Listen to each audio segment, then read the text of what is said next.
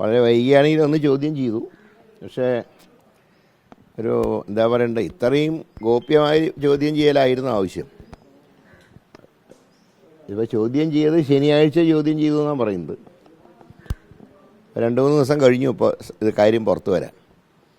ഈ ശബരിമല സ്വർണ്ണക്കൊള്ള വിഷയത്തിൽ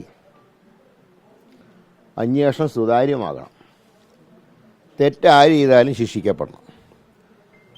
അതുകൊണ്ട് ഇതൊക്കെ ചോദ്യം ചെയ്തു.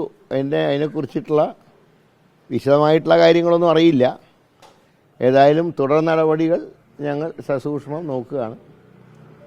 സാഹചര്യങ്ങൾക്കനുസരിച്ച് അന്ന് ഞങ്ങൾ പ്രതികരിക്കാം. അക്കാര്യം പ്രതിപക്ഷ നേതാവ് അക്കാര്യം സൂചിപ്പിച്ചിട്ടുണ്ട്. ഈ അന്വേഷണത്തിൽ തൃപ്തിയുണ്ടോ? ഇത്ര നാളും കടകംപള്ളി പോലെ ആളുകൾക്ക് എത്തുന്നില്ല, അന്വേഷണം തൃപ്തിയില്ലാന്നുണ്ടായിരുന്ന നിലപാടുണ്ടായിരുന്നല്ലോ.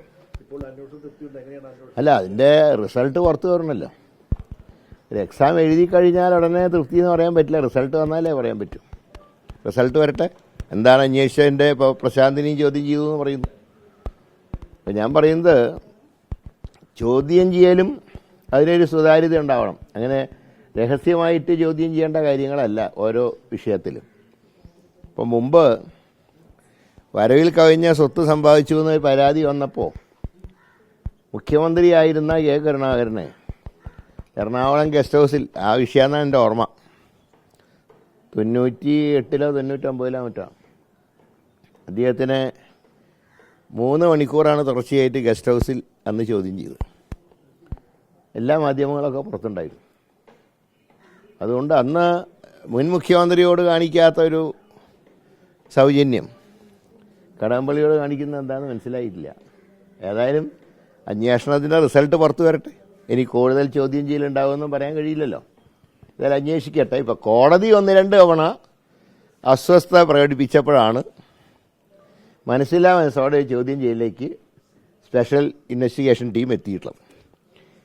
പിന്നെ അവരെ സംബന്ധിച്ച് ഞങ്ങൾ ആദ്യം ഒരു കാര്യം പറഞ്ഞു, അവർക്ക് ചില പരിമിതികളുണ്ട്. കാരണം അവർ പിണറായിൻ്റെ കീഴിൽ പ്രവർത്തിക്കുന്ന ഉദ്യോഗസ്ഥന്മാരാണ്. ഇപ്പോൾ ഈ വിഷയത്തിൽ അവർക്ക് കോടതി സ്വാതന്ത്ര്യം നൽകിയിട്ടുണ്ടെങ്കിലും ഇതിൽ പങ്കെടുത്ത ഉദ്യോഗസ്ഥന്മാരുടെ ഭാവി കാര്യങ്ങൾ തീരുമാനിക്കുന്നതിൽ മുഖ്യമന്ത്രിക്ക് റോളുണ്ടല്ലോ, ആഭ്യന്തരമന്ത്രി കൂടിയായിട്ടുള്ള. അപ്പം അതുകൊണ്ട് ഭാവിയിൽ ദോഷം ഉണ്ടാക്കും എന്നുള്ളൊരു ഭയം സ്വാഭാവികമായിട്ടും പോലീസ് ഉദ്യോഗസ്ഥന്മാർക്കും ഉണ്ടാകും. അതുകൊണ്ടാണ് ഞങ്ങൾ മറ്റ് ഏജൻസികൾ വേണമെന്ന് പറയാൻ കാരണം. ഏതായാലും അന്വേഷണം നടക്കട്ടെ. ഏതായാലും ഇത്രയും വരെ എത്തിയല്ലോ, അന്വേഷണം നടക്കട്ടെ. പക്ഷേ പത്മകുമാറിനോടൊപ്പം ഉണ്ടായിരുന്ന ഒരംഗത്തിനെ പോലീസ് അറസ്റ്റ് ചെയ്തു. രണ്ടാമത്തെ ശ്രീ ശങ്കർദാസിനെ ഇതുവരെയായിട്ട് ചോദ്യം ചെയ്തതായിട്ട് അറിവില്ല.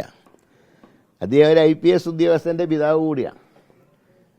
അപ്പോൾ അദ്ദേഹത്തിന് മാത്രം ഒരു എക്സംഷൻ കൊടുത്തിട്ടുള്ളതിൻ്റെ കാരണവും മനസ്സിലായിട്ടില്ല അതുവരെ. ഏതായാലും ഇത്രയും എത്തിയത് ഹൈക്കോടതിയുടെ മേൽനോട്ടുള്ളത് കൊണ്ട് മാത്രമാണ്.